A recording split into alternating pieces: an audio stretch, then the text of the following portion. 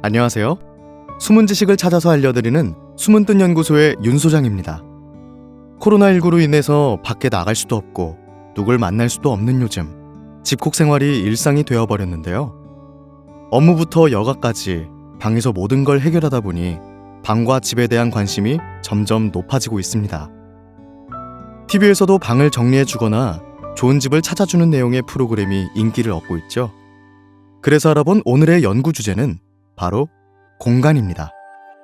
대부분의 현대인들은 인생의 90%를 실내에서 보낸다고 합니다.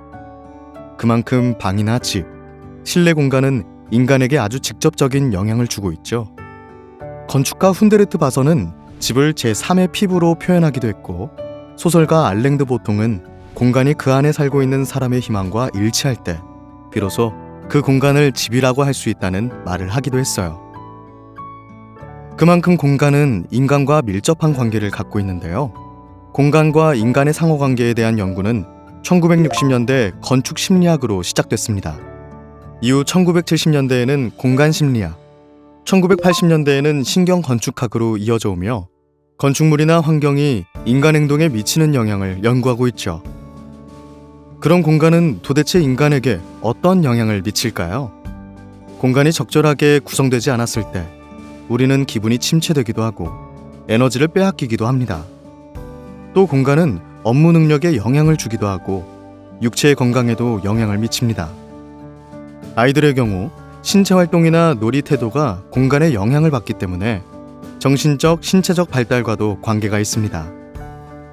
그리고 공간은 인간관계에도 영향을 주는데요. 어떤 공간에서 편안함을 느낄수록 사회적 관계도 원만해지고 타인과의 갈등도 적어진다고 합니다. 이렇게 공간은 다양한 영향을 미치며 일상생활에서 우리의 생각이나 행동을 좌우합니다. 예를 들어 좁은 엘리베이터에 들어가면 나도 모르게 스트레스 지수도 높아지고, 탁 트인 자연을 바라보면 스트레스 지수가 낮아지고 치유력이 높아집니다. 공간의 색깔도 중요한데요. 빨간색은 주의력을 집중시키는 반면 파란색은 상상력과 창의력을 자극한다고 해요. 한 공간 안에서도 여러 위치가 있는데요. 여러분은 카페에 가면 어떤 자리에 앉으시나요? 벽 쪽 자리가 인기 있는 이유는 벽이 나를 보호한다는 생각에 경계심을 덜어주고 심적 안정감을 주기 때문입니다. 창가 자리에서 들어오는 햇빛은 감정을 안정시키고 호르몬 분비, 체온에도 영향을 준다고 해요. 또 옆자리가 비어 있었으면 하는 건 사적 영역을 침범당하고 싶지 않기 때문인데요. 타인과 1.2m 이하로 가까워지면 불편한 마음이나 공격적인 반응이 나타날 수 있습니다. 그럼 이제 내가 가장 오랜 시간 머물고 있는 방을 좀 살펴볼까요?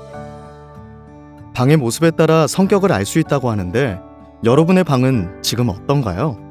1번에 가까우세요? 2번에 가까우세요?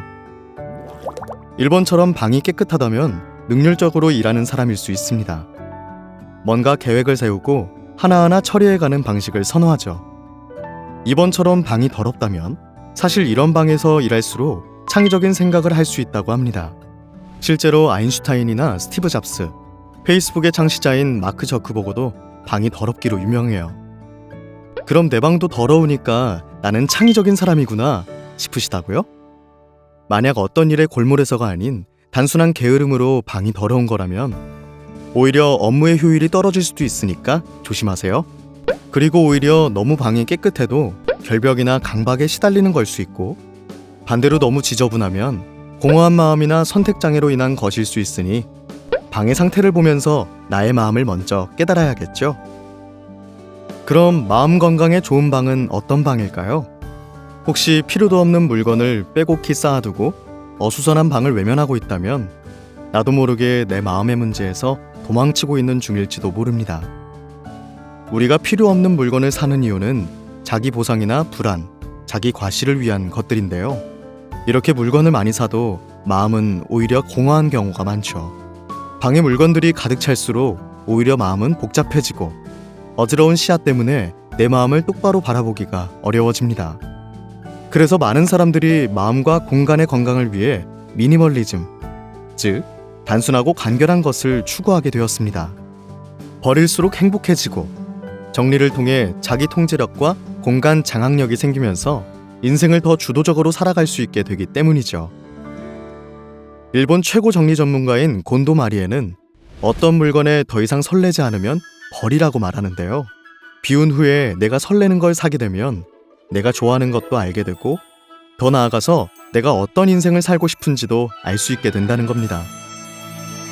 그저 방을 정리하는 게 아니라 마음과 생각을 정돈하고 내 마음을 들여다보는 시간을 갖는 거죠.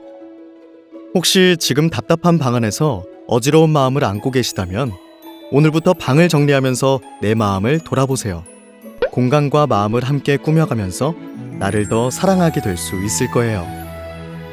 유익하게 보셨다면 좋아요와 구독 부탁드릴게요. 그럼 다음에 더 재미있는 숨은 뜻으로 돌아오겠습니다. 감사합니다.